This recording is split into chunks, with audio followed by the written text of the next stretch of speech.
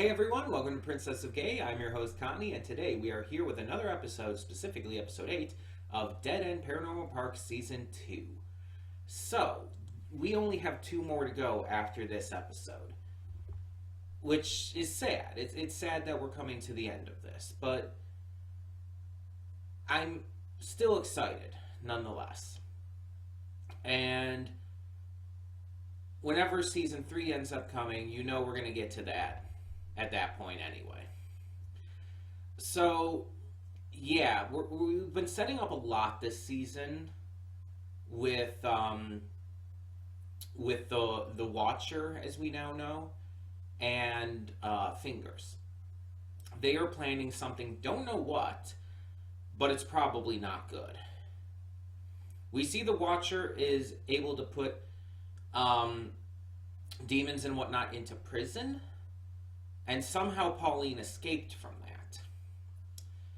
We also have seen that I lost my train of thought. I had it right in my head and I lost it as I was saying this all. But we've also seen a lot of development this season with Norma. Specifically with her coming to terms with realizing that she is bisexual. She's also had a lot to think about and figure out in regards to her position at Dead End and everything. And even, at least for a time, quit due to being rejected and the issues that came with that. We also even got a little more with Logs. Getting to see stuff with him. Pugsley has been developed a bit. Barney is really the one who hasn't. But Barney got a lot of that in season 1. So I feel like this season's kind of stepping back and working on the other characters a little. Though we do have Courtney, who is not so much as getting developed as she is getting questions asked about her. Because you see, there's the question on whether or not they are even a demon. And this was brought up in season 1, I believe, first. Or was that still this season? No, that was last season. The idea was brought up, and it's been brought up again here.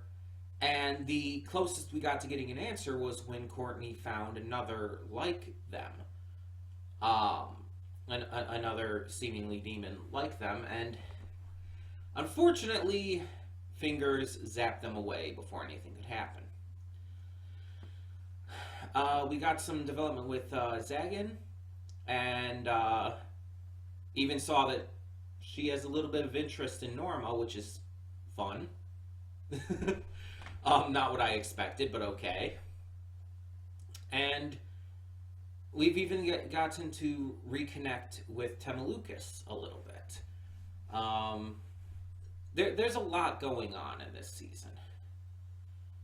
And a lot of it centers around character and story developments. And I like that. I like that this season has been really, like, just knocking that out of the park. But I have a feeling that whatever Fingers and the Watcher are planning, that is going to really come to a head here in the finale, and it's going to get insane. The season 1 finale was pretty insane, but I think this is going to top it. I think that Hamish and the team are going to want to really top what they did in season 1. I don't know how that's going to happen, but I guess we've got to find out. So, yeah, we have this episode, and then we have 9 and 10. And maybe we'll do 9 and 10 together. It just depends on how the scheduling goes with getting things recorded and everything. We'll see. But in the meantime, yeah, let's just get this going. So when the screen fades to black, pause this redirect and go to the description below. Follow the link to the reaction, and after you watch it, come back here to the redirect and resume play. Because after it fades black, then fades back in, everything from that point forward will be my afterthoughts and will contain spoilers to the episode. So, that being said, thank you so much for tuning in, and I will see you at the reaction.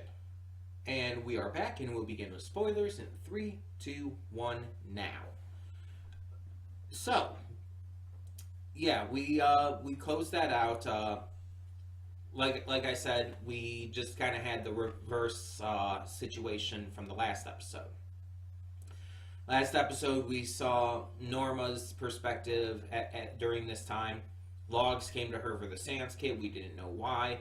But at the very end of the episode, we saw Norma come in and see everything going on.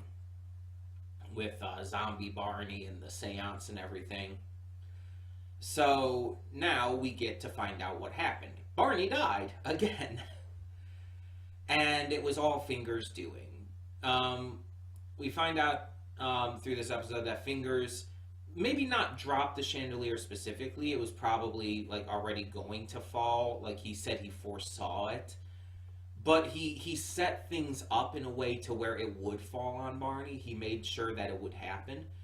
Just so he could get Pugsley to owe him. By doing this, he gave Pugsley the spell to be able to bring Barney back, which worked. But Pugsley now owed Fingers and had to go with him to level 4. So, yeah, shit's going down. And it's clear that we're going to be going into the Save Pugsley arc of this anime. And I make that joke because it's like so many anime, especially shonen, have a like save this character arc. Naruto does it with Sasuke. My Hero does it with Bakugo. It's like they have this arc where they have to save a character. A character is taken hostage or whatnot, or is like leaving on their own will, presumably, and they have to save them. It's like it's very common.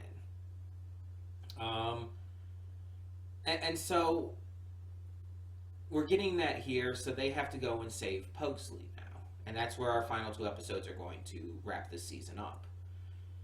Which means they're probably going to have to fight against Fingers and most likely the Watcher as well. So this is going to be pretty insane. Who knows how this is all going to go down. But yeah, we see that Norma is back and she's staying back. She's clearly ready to return now after having a little time away and coming to realize that she maybe wasn't handling it the best. And again, I can speak from experience being upset with rejection and everything, but it's like the way she handled it wasn't the best. It just wasn't. It wasn't doing anything positive for her to take things that way. And yeah, this episode specifically was pretty interesting. Getting to see Barney have to go through the 5 stages of grief and deal with his mortality, as well as everyone else trying to get him back. Logs panicking like crazy was adorable and really sweet. Zombie Barney was actually a pretty good zombie. Mindless, just after brains and everything. The design was good. Yeah, it worked as a zombie. And seeing Barney trying to get through to everybody in different ways, like trying to get through to Badia through her headset and all, but she's just getting freaked out by the noises. Trying to write on the wall to get through to Courtney, but Courtney's like, I'm not reading all that. It's like, okay. Oh, excuse me. Wow. But yeah. So, that was pretty good. The ghosts themselves were pretty interesting. We had Pauline's ex, the Tiger King guy. He was a thing. He was pretty selfish. They were all selfish, but he was like the most notably so. And on top of that, it's very clear he was just using Barney the entire time. Like, he never seemed to like care at all. The other 2 were a little nicer about it, which is interesting because the one is basically just this dry humor, like cold-hearted, like floating orb. Um, but seemed pretty relaxed, all things considered, compared to him. And the other one, I don't remember their name, but the pink one, it's like they seemed to, again, they seemed the nicest, actually. They seemed pretty nice, and they did want to get through. They were using Barney as well. All three of them were, but they were specifically a lot nicer about it and just genuinely wanted to help. A lot more so, at least. Um, but yeah, it's like this is. I feel like this finale, if they're going up against the Angels and everything, is going to be pretty intense. I think it's going to have a very different feeling from season one's finale, and I'm all for it. I'm really excited to see how this is going to end and just how big it's going to be. Um, but yeah, either way, tell me what you thought in the comments below. Like I said, we'll probably do the last two episodes together, especially now that it's clear that it's going to be a two-parter. But tell me what you thought in the comments below. And for now, I'm Connie, and I'm signing off. See y'all next time.